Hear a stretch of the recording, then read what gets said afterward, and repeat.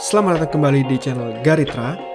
Di bulan ini, kita mau memulai satu series yang bahan dasarnya adalah matcha. Oke, sekarang gue pengen ngomongin dulu ada 3 fakta unik mengenai matcha. Pertama, seperti yang kalian bisa lihat, ini matchanya itu agak gelap. Kenapa? Karena ada 2 macam matcha. Yang pertama adalah culinary matcha. Matcha ini adalah mix dari daun yang muda dan yang tua.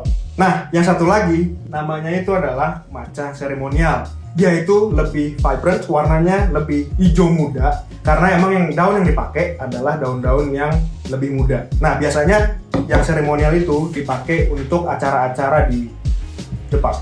Yang kedua, matcha itu dikabarin bisa fat loss. Kenapa? Karena matcha itu bisa bikin metabolisme tubuh menjadi lebih cepat. Nah, makanya itu dikabarin kalau matcha bisa bisa membantu fat loss.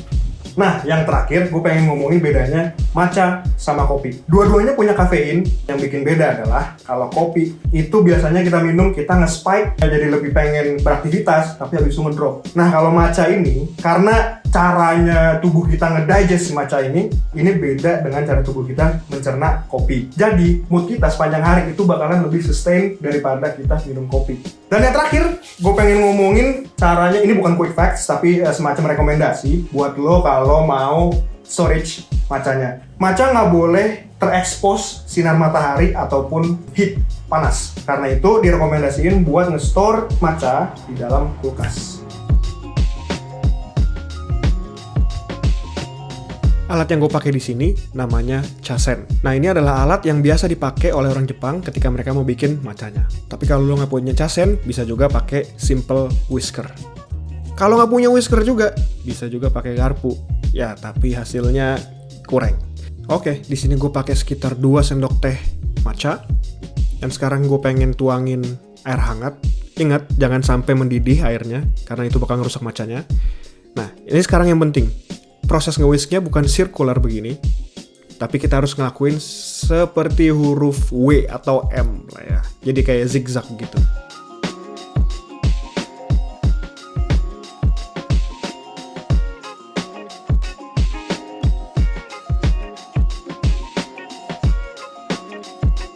Ini kita whisk terus matchanya sampai dia muncul kayak gelembung atau buih-buih seperti ini.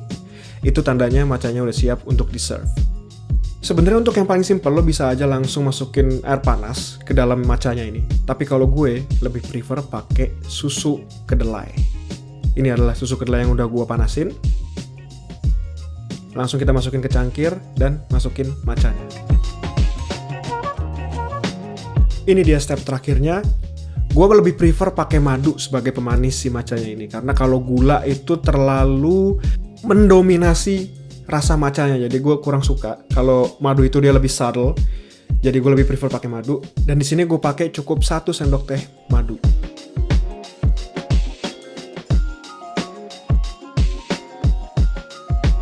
Resep fancy butuh intro yang fancy. Bahan pertama, matcha. Kedua, madu. Ketiga, gula pasir. Dan yang terakhir, whipped cream. Pertama-tama kita bikin base-nya dulu. Itu adalah 2 sendok teh matcha, 2 sendok teh madu, dan air hangat. Ingat, bukan air yang boiling, bukan air yang mendidih, tapi air hangat. Sekitar 70-80 derajat Celcius. Nah, kali ini kita nggak butuh chasennya ataupun pakai whisker, karena kita nggak mengincar si buih-buihnya itu.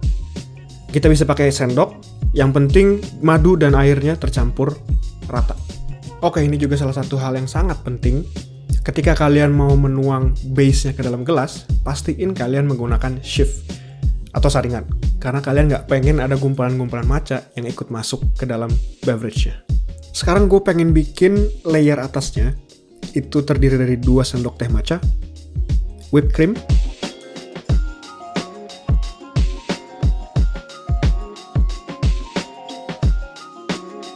dan 2 sendok makan gula pasir. Sekarang gue pengen mix bahan-bahan yang udah kita campur tadi.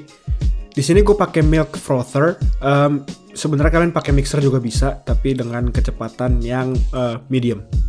Nah, sekarang kita mix aja terus sampai hasilnya seperti ini kira-kira. Setelah semua komponen udah jadi, sekarang kita mau nge-serve. Kita campurin base matcha kita dengan es batu dan susu. Iya.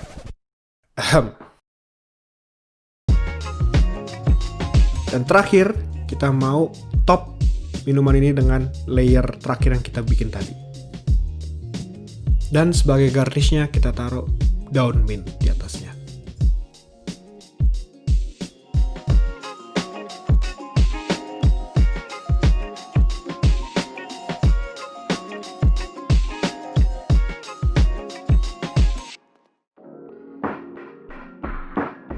Terima kasih buat kalian yang udah nonton sampai habis. Jangan lupa subscribe, like, dan share. Video kali ini kami berkolaborasi dengan Frame by Frame Production. Make sure to check them out.